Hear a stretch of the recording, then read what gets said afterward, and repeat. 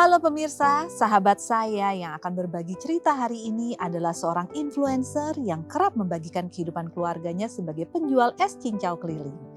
Tak pernah disangka, video sang suami saat sedang berjualan cincau sudah ditonton sebanyak 10,9 juta kali di media sosial. Dan ini membuka pintu rejeki baru. Ujian kehidupan yang datang bertubi-tubi tak menggoyahkan bahtera rumah tangga mereka. Bahkan di tengah himpitan ekonomi, mereka masih semangat untuk berbagi.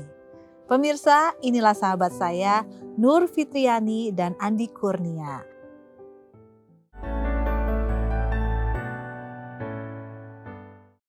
Halo, selamat datang. Halo. Aduh, saya tuh ya senang sekali bisa berjumpa langsung dengan Mbak Nur dan Mas Andi.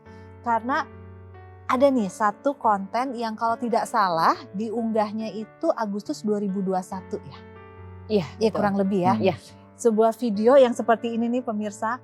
Jadi padahal videonya sederhana. Itu Mbak Nur lagi jalan abis COD-an. Terus ketemu Mas Andi yang lagi jualan cincau lagi jalan. Terus di videoin. Tapi kata-katanya itu loh, aduh. Kata-kata yang luar biasa. Oke, daripada ini saya mendingan cerita aja. Waktu itu tuh seperti apa sih keadaannya? Bener-bener spontan aja ya? Betul. Jadi aku waktu itu abis pulang COD, pas lihat dari jauh kayaknya suami deh. Makanya aku ngide ke ponakan, videoin dong, maksudnya aku pengen lihat. Tapi pas aku edit, kok jadi malah mellow gitu. Bener. Padahal pas kejadian itu kayak lucu aja sih, aku manggil Dada gitu. Tapi pas aku mulai ngedit, kayak ya Allah perjuangan dia segitunya banget buat aku sama anak gitu. Apa yang dilihat pada saat itu? Salut sih Mbak, maksudnya kayak dia dulu kerja kan rapi, pakai seragam. Tapi dia kok mau sampai panas-panasan, pulang sore sampai hujan kayak gitu buat keluarga. Satu hal yang menarik di video itu adalah bagaimana respon dari Mas Andi. Pas saat di videoin, dia nunduk. Bukan yang hai gitu, nggak dia nunduk. Apa yang terjadi di benaknya Mas Andi sih di dalam video itu saat tahu itu ada istri saya lewat, kok malah nunduk? Awalnya sih takutnya istri saya malu gitu lihat saya jualan kayak gitu. Dulu sih waktu masih kerja kan kelihatannya rapi, bersih gitu. Sekarang hitam, kucel gitu. Takutnya gitu sih. Yang ditakutkan itu sih. Rasa malu dari seorang istri. Mas Andi itu cerita sedikit dong. Sebelum sekarang dikenal sebagai penjual es cincau keliling, apa sih yang dilakukan oleh Mas Andi? Pekerjaannya apa? Dulu di hotel sih, cuman ya kalau di hotel kan kelihatannya bersih, rapi gitu. Meskipun di dalamnya saya bagian cleaning service kan ya, tapi tetap kelihatan dari looknya kan rapi, bersih. Pindah profesi jadi pedagang cincau, ditakutkan gitu. Istri saya minder gitu, lihat teman-temannya yang rapi, bersih gitu. Sedangkan saya panas-panasan, gitu, dorong-dorong gerobak gitu sih. Pernah nanya nggak ke istri gimana rasanya sebenarnya? Kalau istri sih waktu ditanyain salut, luar biasa gitu, bisa meminggirkan ego saya gitu demi memenuhi kebutuhan keluarga. Mbak Nur, apa yang menjadi kekhawatiran dari Mas Andi? Terkadang perlu penguatan dari kita. Tapi mendengar itu apa yang dirasakan Mbak Nur? Aku sih jujur bangga, maksudnya meskipun ada beberapa pihak yang ngomong kayak, sayang nih sekolah tinggi-tinggi, maksudnya kan dia keluaran SMK, kok dagang sih, maksudnya kayak dagang nggak perlu sekolah lah kayak gitu. Tapi aku bangga loh Mbak sama dia, maksudnya kayak meskipun dia sekolah, tapi dia mau dengan profesi yang dagang itu. Karena kan nggak semua mau jadi pedagang. Dengan tanda kutip kan di kita-kita pedagang kayaknya agak gimana lah gitu di strata sosialnya. Cuma aku bangga aja sama dia kok dia mau gitu berjuang buat kita. Sampai harus panas-panasan, kadang kehujanan juga. Tapi aku salut pokoknya sama dia yang udah berani kayak gitu. Baik. Bahkan dari keluarga juga ada yang istilahnya bukan merendahkan sih, cuma kayak maksudnya ngapain sih dagang, mending kerja aja lah gitu daripada dagang. Tapi ya dianya tetap mau dagang. Boleh berbagi cerita sedikit nggak bagaimana perjalanan dari hidupnya Mas Andi dan Mbak Nur yang awalnya tadi bilang kerja di hotel, lalu sekarang menjadi pedagang, apa yang terjadi fasenya? Jadi awalnya tuh pas kita nikah kan kita masih sama-sama kerja. Dia kerja di hotel, aku kerja di apotik. Setelah 4 bulan menikah, aku berhenti kerja karena ada masalah internal gitu. Jadi aku resign. Di bulan ke-6 ya, beliau putus kontrak, maksudnya habis kontrak dan tidak diperpanjang lagi. Alhamdulillah emang kebetulan bapakku kan pedagang juga.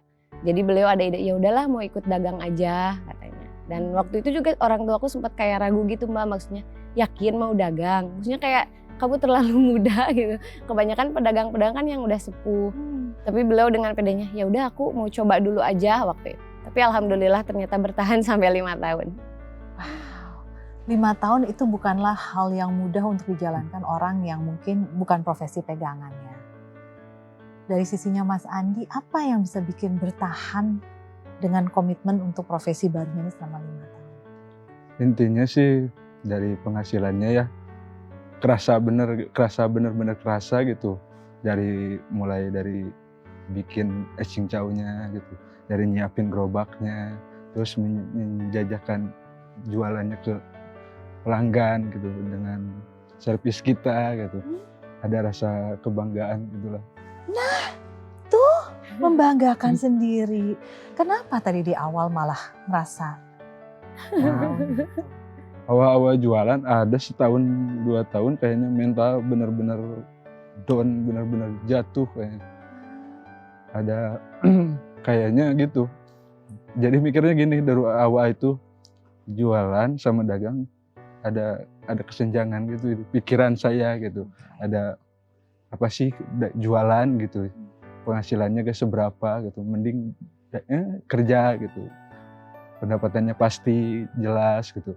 Ada pikiran-pikiran yang gak bisa suatu ketika ketemu sama sesama pedagang, entah gimana awal ceritanya, dia tiba-tiba ngasih nasihat gitu, bahwa jualan itu mulia gitu. Jualan itu baik. Justru kalau misalkan kamu tetap bekerja, kamu akan tetap menjadi seorang pekerja. Tapi kalau misalkan kamu di konteksnya jualan, kamu adalah bos untuk dirimu sendiri. Makanya dari obrolan yang panjang itu terbangunlah gitu mentalnya menjadi bulat dan sampai sekarang gitu. Tapi setelah jalanin selama 5 tahun, maaf nih karena saya mendengar respon dari Mas Andi tadi pas pembukaan, kok menjadi satu hal yang saya takut malu sama istri. Padahal setelah kita telaah, Mas Andi sudah sampai ke titik pernah melihat dan merasakan profesi ini profesi yang sangat mulia dan sangat baik. Saya pribadi gak akan mungkin bisa ngerasain es cincau kalau gak ada pedagang kayak Mas Andi. Susah lah, mau bikin sendiri gak akan bisa. Benar. Apa yang masih menjadi hambatan Mas Andi untuk bisa merasakan seperti yang tadi? Kok menjadi satu hal yang sedih gitu. Mas Allah. Ya gitu. Jadi pikirannya mungkin mentalnya masih mental pekerja gitu. Jadi Mas Andi boleh nanya nggak? Tadi kan dibilang, aduh ngapain kalau jadi pedagang gitu, penghasilannya ya seperti ini, mendingan jadi karyawan. Mohon maaf, boleh nggak saya dapat gambaran? Emang kalau jadi pedagang gitu tuh berapa sih penghasilannya? untuk penghasilan per hari sih itu bisa nyampe 150 sampai 200 Gede per hari. dong.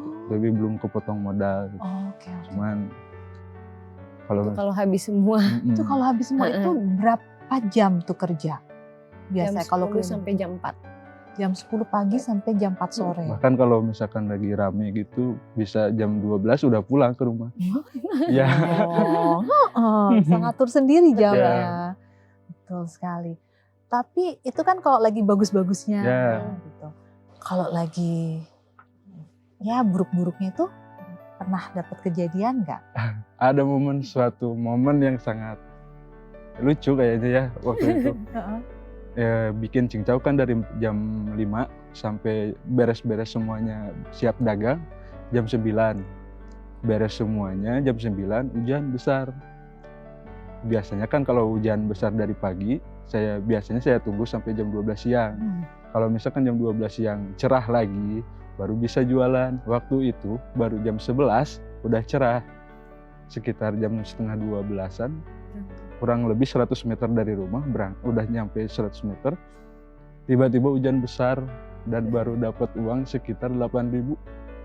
Ditungguin selama 2 jam, Gak gak reda-reda. reda-reda. Pulang ke rumah malah ketawa-ketawa. Maksudnya jadi kayak bukan sedih tapi malah lucu. Lucunya tuh kayak udah tahu tadi kan hujan, udah reda kok malah maksain berangkat maksudnya. Kenapa nggak ya udahlah libur aja. Tetap mau berangkat akhirnya malah pulang bawa uang 8.000. Saya dari tadi ya yang mengesankan saya bagaimana cara Mbak Nur memeluk apapun keadaannya. Sangat positif. Bahkan saya ngeliat di konten-kontennya Mbak Nur itu hal tersebut juga menular kepada anak-anak. Setiap kali Mas Andi pulang, disambutnya sampai kadang-kadang yang dimana kita tahu banyak keluarga di Indonesia yang merindukan hal seperti itu di rumah mereka. Banyak katanya orang tua, baik bapak maupun ibu, pulang rumah dalam keadaan sepi. Banyak orang di rumah, tapi udah sibuk sendiri-sendiri. Bahkan terkadang tidak sadar kalau sudah ada yang pulang, orang tuanya di rumah. Bagaimana sih Mbak Nur bisa memiliki sisi positif seperti itu dalam dirinya? Sebenarnya Apa jujur, pola pikirnya? aku juga nggak tahu sih Mbak. Maksudnya kayak pas ngonten itu tuh aku berpikir bahwa semua keluarga tuh emang kayak gitu. Makanya pas banyak yang komen, aku nangis nih, aku terharu, aku sampai mikir, emang maksudnya spesialnya apa sih? Selama ini aku mikir kalau keluarga ya emang harusnya kayak gitu. Tapi setelah sekarang viral banyak yang komen, aku nggak gitu loh. Anakku ayahnya pulang dia diem aja. Kalau nggak ada yang kayak anaknya udah excited nih tapi ayahnya cuek. Dari situ aku sadar oh ternyata nggak semua orang kayak kita. Jadi selama ini aku mikirnya emang ya rumah tangga harusnya sih kayak gitu. Tapi ternyata enggak, masih banyak yang kehilangan sosok ayah di rumahnya. Meskipun ayahnya tiap hari pulang, tapi anaknya nggak bisa deket sama ayah. Kalau ditanya juga aku gimana sih caranya? Ya nggak tahu juga. Karena aku ngerasa emang ya udah alaminya keluarga seperti itu maksudnya. Nggak ada yang harus gini nih, harus gini. Enggak sih menurutku. Emang dari awal ya udah mengalir aja. Makanya aku bingung kalau ada yang nanya, Mbak gimana sih caranya supaya bisa gitu? Ya aku juga nggak tahu. Mas Andi, apa sih yang dirasakan atau gimana rasanya pulang habis kerja nih, habis dagang, sampai di rumah, disambut kayak begitu? Ya seneng sih. Rasa capek, lelah, habis panas-panasan atau kehujanan langsung buyar, hilang gitu rasa lelahnya, disambut dengan semeriah gitu. Menunggu ayahnya pulang. Padahal dari awal ya expect kita gak bakalan kayak gitu. Bahkan dulu sebelum Tian karena masih kecil, ya gak bakalan ketahui kayak gitu. Jadi ngerasain dulu ngerasa deket gitu sama anak. Dulu sama orang tua kayak gitu juga nggak? Dulu gitu, cuman karena orang tua saya dulu pulangnya jarang gitu. Jadi ya momen itu jadi jarang juga, jadi mumpung lagi waktunya lebih banyak di rumah gitu. Saya memanfaatkan kedekatan ayah sama anak, menikmati indahnya keluarga. Menarik sekali. Kalau sehari jalan pernah ngitung nggak kira-kira seberapa jauh sih jalan kakinya? Itu kan dorong gerobak jauh loh rutenya. Sampai berapa jam di jalan? Pernah ngitung nggak kira-kira berapa kilo nih saya jalan setiap hari? Enggak sih. Kayaknya nggak kepikiran ya Iya, berapa jauh. kayak 2 atau 3. Ada kayaknya 2-3 kilometer. Lumayan. Tapi saya satu hal yang saya sangat kagumi adalah dalam keadaan apapun, baik Mbak Nur dan Mas Andi tetap bisa melakukan apa yang kita sebut sebagai Jumat Berkah. Membagi-bagikan es cincaunya secara gratis ke masyarakat. Bisa cerita nggak itu kenapa, bagaimana, apa yang mendasari itu? Jadi Nggak sayang tuh sehari bisa dapat 100 sampai 200 ribu. Malah jadi ya gitu deh. Jadi itu sih awalnya kayak ada teman dari online gitu yang bilang, mau beli dong sekian porsi, nanti tolong dibagiin ke orang-orang sekitar. Awalnya tuh begitu. Jadi kadang ada yang beli cuma 20 porsi, 30 porsi, tapi kita kayak mikir tanggung lah ya udah semua aja. Jadi segerobak aja full kita bagiin. Nah gara-gara itu sih awalnya jadi banyak yang minat ikutan Kak. Jadi banyak yang aku ikutan dong minggu depan, aku ikutan. Nah sampai akhirnya berlanjut sampai sekarang.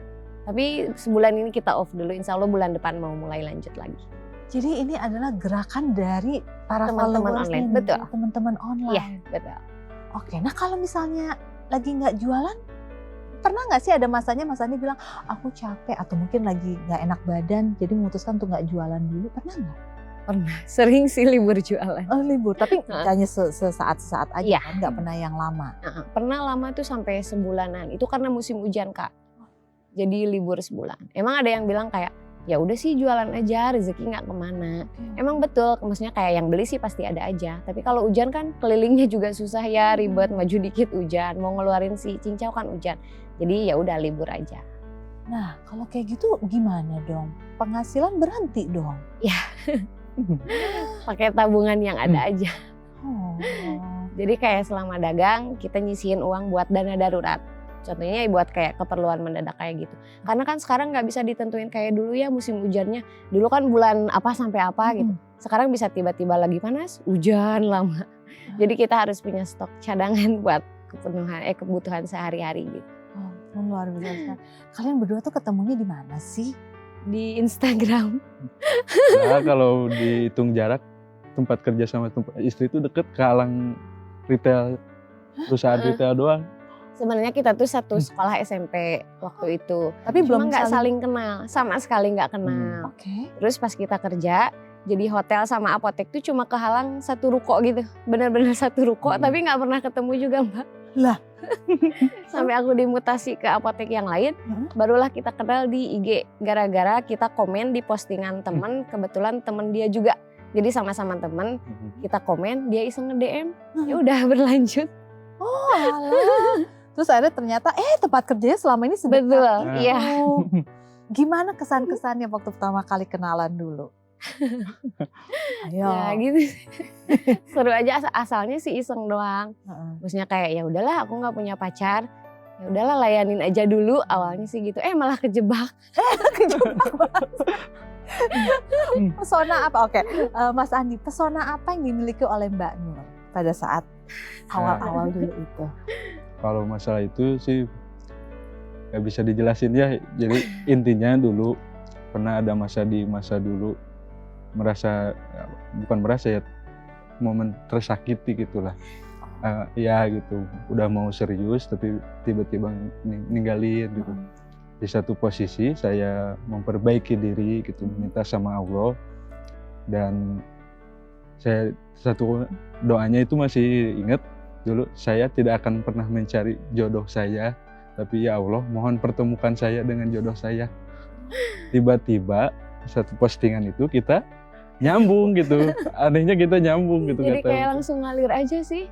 Jadi bener-bener pas DM pertama itu kayak kan gara-gara dia nge-like semua foto aku bilang makasih ya. Iya ya udah ngalir kayak yang udah lama kenal aja, nggak sama sekali kayak apa sih ini cowok canggung, enggak, langsung kayak bener-bener ngalir gitu aja. Sampai dia nge-modus gak kan ngasih nomor nih. Dan aku pun gak ada pikiran kayak apa sih cowok baru kenal langsung kasih aja. Ya udah bener-bener semengalir itu aja. Gak sampai kayak yang kepikiran apa sih ini cowok baru kenal udah gini, enggak. Jadi bener-bener ya udahlah kasih aja. Atau emang mungkin udah jalannya, dan emang perjalanan kita kehitung singkat sih dari perkenalan sampai nikah cuma setahun. Nah, luar biasa sekali emang kalau udah Bener-bener jodoh ya. Nah, kalau Mbak Nur melihat Mas Andi yang sekarang dengan yang dulu beda nggak? Beda banget. Apanya yang beda? Sekarang kayak udah lebih penyabar. Gini Mbak, aku mau ceritain. Iya. Pas awal jualan dulu kan kayak dia tuh mungkin kayak kalau nggak jualan gimana lagi. Jadi bener-bener masih kepaksa kayak gitulah istilahnya. Kalau pulang ke rumah jualannya nggak habis, jadi nggak bisa ditanya, bener-bener cemberut, diem aja. Jadi kayak mungkin capek atau pusing gimana. Kalau sekarang sih udah lebih enjoy, pulang banyak laris nggak laris, ya udah pulang aja seneng-seneng happy-happy.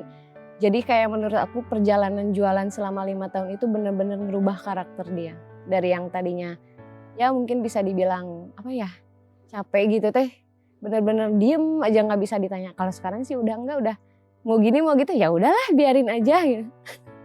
Jadi Kok lebih bisa? tenang, lebih kalem. Kok bisa? Kuncinya sih cuma satu ya, yang saya dapat dari pelajaran hidup saya gitu. Maksudnya intinya dinikmati, disyukuri gitu. Dan selebihnya kita pasrahkan kepada Allah aja gitu. Awalnya saya jualan, berpikirnya gini, saya jualan kepada manusia. Ternyata saya salah gitu. Intinya kita harus berjualan kepada Allah, dan Allah lah yang menggerakkan yang pembeli itu kepada kita gitu. Jadi mereka beli karena Allah. Jadi, ada yang dirubah mindset jualannya gitu. Awalnya saya salah gitu, ngerasa salah, ngerasa nggak bener, nggak beres gitu. Setelah dirubah mindsetnya, alhamdulillah. Meskipun ada di satu momen gitu jualannya cuma habis setengahnya, tapi uang yang didapat itu cukup, bisa nutup ini, bisa nutup itu, bisa nutup ini gitu. Jadi pas Ada. awal patokannya jualan harus habis. Gitu. Hmm. Kalau sekarang mau habis mau enggak ya udah, yang penting udah ikhtiar gitu.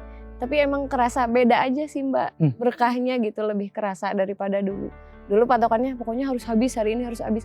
Jadi kalau nggak habis ya gitu, jadi marah, bukan marah dalam artian marah-marah, cuma dia bisa diem sampai nggak bisa ditanya gitu. Kalau sekarang pulang ke rumah full ya udah sih nggak apa-apa. Gitu. Mas Andi, bawa kita jalan dong menuju ke perjalanan spiritualnya Mas Andi ini. Karena ini hal yang banyak dipegang oleh masyarakat secara umum. Bahwa ya itu tadi pola pikirnya, saya ini jualan kepada manusia. Jadi kalau misalnya nggak berhasil memenuhi target, rasa kekecewaan terhadap diri sendiri tuh sampai menutup segala kebaikan yang mungkin kita peroleh pada hari itu. Sampai kita lupa untuk bersyukur, kita lupa untuk melihat hal positif lainnya sekitar kita. Bagaimana itu perjalanannya? Bagaimana mengubah pandangan itu? Cukup panjang itu. Dulu kan dari tadi awal saya bicara kan 1 tahun sampai 2 tahun itu mental benar-benar diuji ya. Sampai kayak saya benar-benar yang namanya pusing, hampir stres gitu. Masa iya sih saya harus gini terus gitu. Sedangkan kalau pulang melihat kadang anak tidur gitu. Masa iya sih saya harus dengan ego saya, dengan ambisi saya gitu, harus melihat anak gitu. Jadi saya berpikir kayaknya harus berubah demi anak dan istri. Kalau misalkan saya tetap pada ego yang awal itu mungkin kayaknya gak akan bertahan lama di rumah tangga kita gitu. Setelah dirubah, alhamdulillah sampai sekarang gitu, ada kenikmatan dan rasa syukur yang sangat luar biasa. Bahkan rezeki pun kalau dibilang sempit enggak gitu, tapi misalkan kalau istri ada kemauan, uangnya belum ada nih misalnya, tiba-tiba selalu ada gitu. Mungkin rasa syukur kita yang ditanamkan dalam diri kita. Membuka banyak hal positif dan kebaikan. Berarti pernah ada tahap dalam perjalanan hidup Mas Andi yang bisa dikatakan marah terhadap keadaan, marah terhadap hidup. Apa yang bikin marah? Apa amarah itu ditujukan kepada apa? Kalau dijelasin kurang ngerti juga ya kayaknya. Intinya marah karena mungkin katanya habis dia putus kontrak gitu, gak diperpanjang, terus biasanya tiap bulan ada penghasilan, sekarang harus benar-benar nyari sendiri gimana gitu. Sedangkan jualan kan kadang gak nentu gitu, kadang dapat banyak, kadang habis, kadang enggak gitu. Jadi ngerasa wah mental ini benar-benar kayak digojlok benar-benar habis-habisan gitu. Dan marah pun bukan marah kepada anak dan istri gitu, tapi kayaknya marah ke diri sendiri, kenapa saya harus berakhir begini gitu. Terus kalau misalkan tetap apa yang gugu marah kita gitu, kayaknya akan kehancuran yang datang. Makanya ada waktu di mana waktunya saya berubah gitu. Pada momentum seperti itu, saat karakter diri masih penuh dengan amarah walaupun terhadap diri sendiri, terhadap kehidupan. Mbak Nur, apa yang Mbak Nur lakukan untuk suami? Aku mendampingi aja sih Mbak, maksudnya kayak kalau dia lagi kayak gitu aku selalu ngingetin, nggak apa-apa kok meskipun gak habis atau apa, yang penting kita cukup, yang penting kita bisa makan, maksudnya segala kebutuhan terpenuhi itu udah buat aku udah cukup banget. Jadi aku pun kayak nggak ngelakuin apa-apa sih, cuma ya udah kita berjalan beriringan aja sampai sekarang berubah pun ya udah masih bareng-bareng.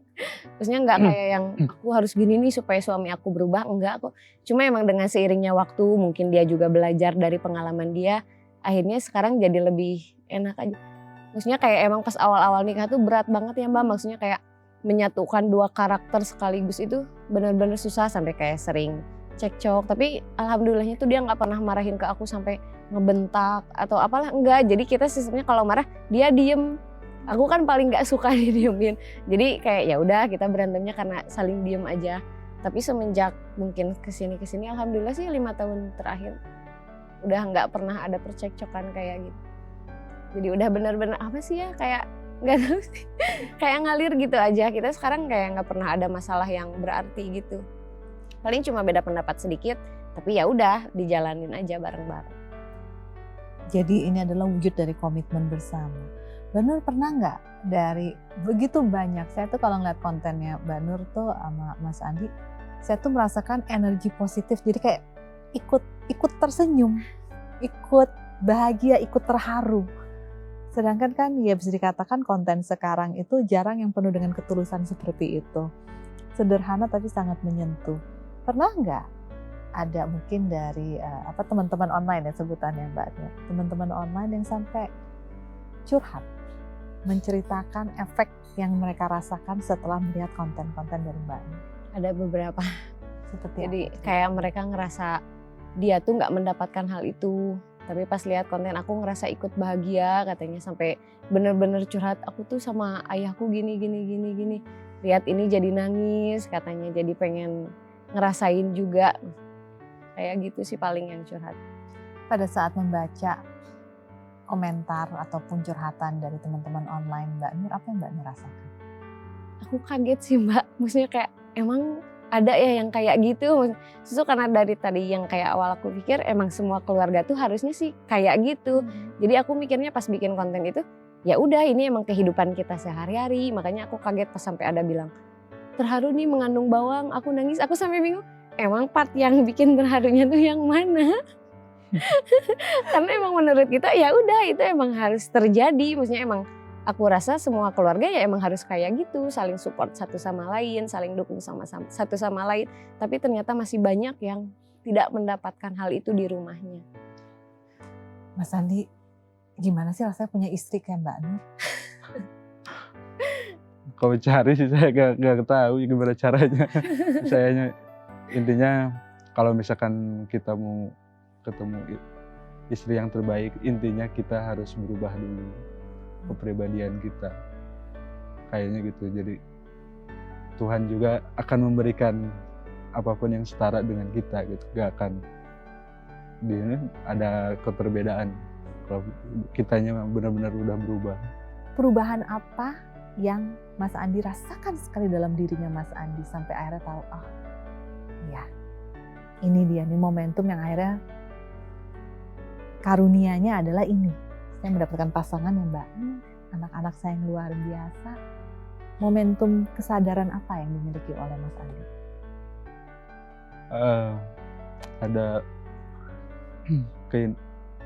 Ada apa ya? Ada rasa yang begitu luar biasa terhadap keluarga kita gitu.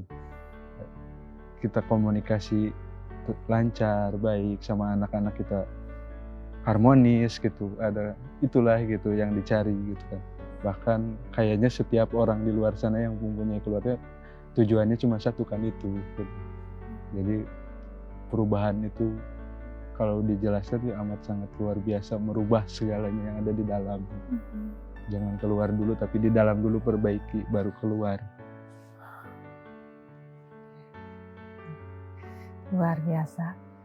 Sebelum kita melihat keluar, lihat dulu ke dalam. Apa yang ada di sekitar kita, apa yang dalam diri kita. Dalam banget ya. Dan Nur, apa rasanya sih menjalin? Kalian sudah menikah berapa tahun ya? 6. 6 tahun. 6 tahun tapi rasanya kayak old soul couple gitu ya. yang udah masuk ke zen, ketenangan. Udah frekuensi pernikahannya udah tahu sama tahunya tuh sampai ya udah saling melengkapi banget dan ketemu satu frekuensi yang sama. Bagaimana rasanya menjalani 6 tahun kebersamaan dengan Mas Andi dalam rumah tangga dan 1 tahun bersama dalam menjalani masa perkenalan itu? Happy aja sih. Jadi kayak maksudnya kayak yang emang nggak pernah ada masalah yang kayak apa gitu. Jadi kalau kita kayak ada masalah obrolin dulu harus gimana. Terus yang aku pegang sampai sekarang kalau lagi ada masalah sama beliau nggak boleh cerita ke siapapun termasuk orang tua. Jadi pokoknya beresin dulu aja berdua, kalau sekiranya emang udah mentok baru deh nanti cerita keluar gitu. Tapi sejauh ini aman ya, maksudnya ya udahlah selesain berdua aja. Wah, nasihat yang sangat bagus sekali. Ada nggak momentum dari sekian banyak momen dalam perjalanan kalian bersama yang menjadi satu bentuk, aduh ini momentum yang sangat memorable, sangat disyukuri oleh Mbak Nur kepada Mas Andi? Ke beliau. Ya itu sih, dia mau memperjuangkan kita, maksudnya dia mau rela banting setir demi menghidupi kita gitu. Itu sih yang kayak gak semua orang mau, maksudnya kayak di sekitarku aja ada yang kayak mereka lebih memilih buat pisah daripada harus rela banting setir kayak gitu. Jadi kalau aku salutnya ya itu, dia mau mempertahankan kita demi rela berjualan kayak gitu. Soalnya gak banyak kan kayak yang misalkan aku udah gak sanggup nih, ya udahlah masing-masing aja gitu. Kalau dia sampai sekarang tetap diperjuangin meskipun dia harus mati-matian usaha kayak gitu. Ada nggak yang ingin diucapkan kepada Mas Andi atas perjuangannya? Terima kasih sih. Aku sangat bersyukur banget punya dia. Kalau dihitung nggak kebayang maksudnya seberapa banyak yang harus aku bilang makasih ke dia. Karena kayak aku ngerasa apapun yang aku mau dia pasti usahakan. Jadi kayak benar-benar aku, ya Allah, aku sampai berpikir kayak aku nggak sanggup kalau harus kehilangan dia. Karena kayak meskipun orang tua aku masih ada, tapi aku ngerasa kayak kalau tanpa dia aku nggak bisa deh kayaknya. Dan aku tuh kayak berpikir aku bisa jadi istri yang sesabar ini, sebaik ini ya karena dia. Dia juga nggak bisa seberjuang ini kalau nggak sama aku. Jadi aku ngerasa kayak kita tuh harus bareng terus pokoknya. Kalau nggak sama kamu aku nggak bisa. Gimana Mas Andi? Kalau dari Mas Andi gimana? Kalau dari dia itu istri yang amat sangat luar biasa gitu. Dari kesabarannya, dari rasa syukurnya, dari rasa menjalani hidupnya tanpa pikiran yang aneh-aneh gitu. Dulu waktu awal-awal jualan kita pernah momen paling sedih kayaknya ya. Kita pagi makan nasi goreng. Siang makan nasi goreng pakai kecap. Sore makan nasi goreng. Itu kurang lebih ada 2 atau 3 hari kayaknya gitu. Tapi dia gak pernah apa sih makan gini doang gitu. Tapi dia selalu makan bareng-bareng dengan lahapnya, dengan bangganya nasi goreng buatan saya gitu. Jadi ngerasa saya terpacu semangat saya gitu. Waktu itu juga lagi musim hujan-hujannya gitu. Kalau gak salah 2 hari atau 3 hari itu tiba-tiba cuaca cerah gitu. Jadi rasa semangat untuk kembali jualan, Masya Allah sekali. Kalau dibilang istri paling soleha sih saya, alhamdulillah gitu, saya mendapatkan istri yang paling soleha di dunia ini.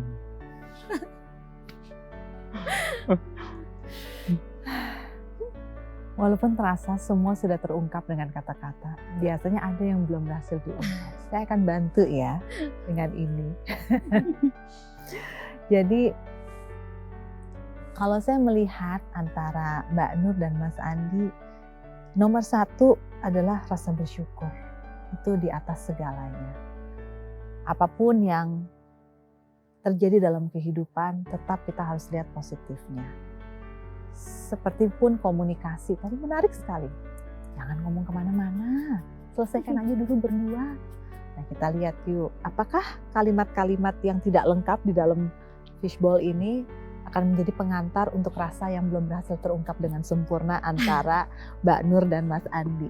Silakan diambil Jadi nanti dalam kartu ini ada kalimat yang belum lengkap, dilengkapi ini adalah kalimat untuk pasangannya masing-masing. Jadi kalau Mbak Nur yang baca, silakan dilengkapi kalimatnya untuk Mas Andi, begitupun dengan sebaliknya.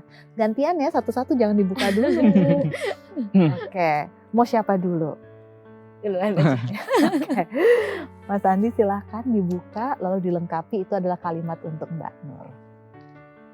Tanpa kamu hidup aku akan kayaknya karena rasa kita kebersamaan kita kayak yang dirasakan saya begitu bahagia. Kalau kehilangan dia kayaknya hancur ya. Bisa dibilang pasangan yang kalau kata orang sekarang couple goals gitu ya. Kayaknya kalau saya kehilangan gak bisa dijelaskan dengan kata-kata kayak.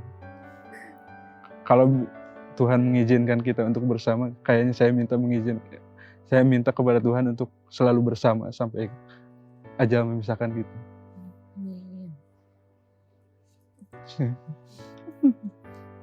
Mas Andi tanpa Mbak Nur akan berantakan. akan ada Mas Andi yang sekarang. Andi Kurnia. Seperti apa kira-kira ya Andi Kurnia kalau tidak pernah bertemu dengan Nur? Pernah terbayang nggak? Kayaknya masih lajang kayaknya. Kayaknya. Jadi benar-benar ya kalau orang bilang bukan memenuhi target, tapi menemukan orang yang tepat yang membuat saya bisa melangkah ke jenjang selanjutnya. Dan itu yang ditemukan Mas Andi kepada Mbak Nur. Ini dia ini. Perempuan yang membuat saya mau berkomitmen dan berbagi hidup bersama. Pasangan hidup sejatinya Mas Andi. Luar biasa deh. Mbak Nur gantian lengkapi kalimat itu menjadi kalimat untuk Mas Andi.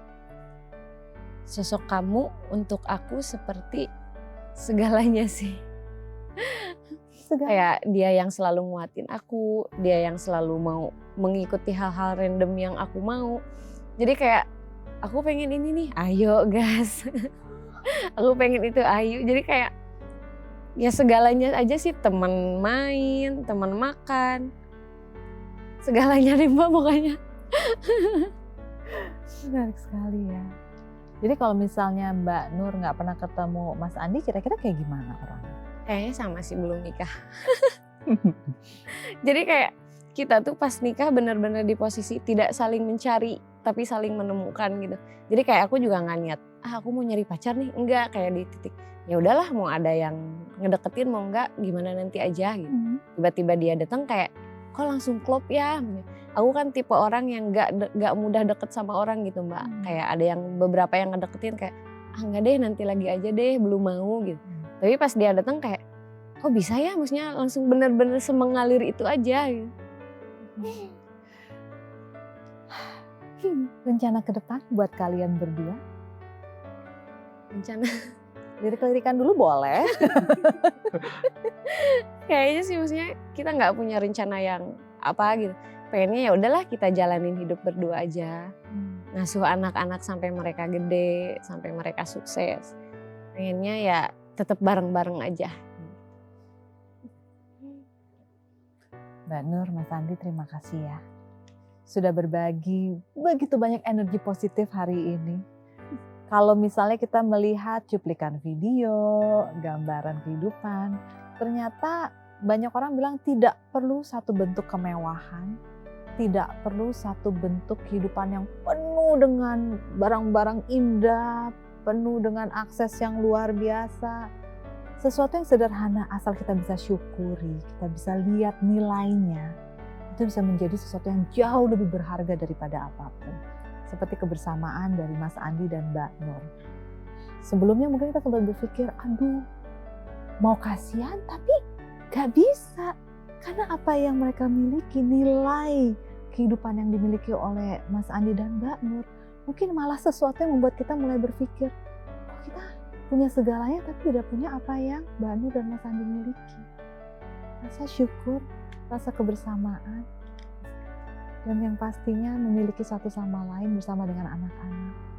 Luar biasa, terima kasih sudah berbagi semua ini dengan kami.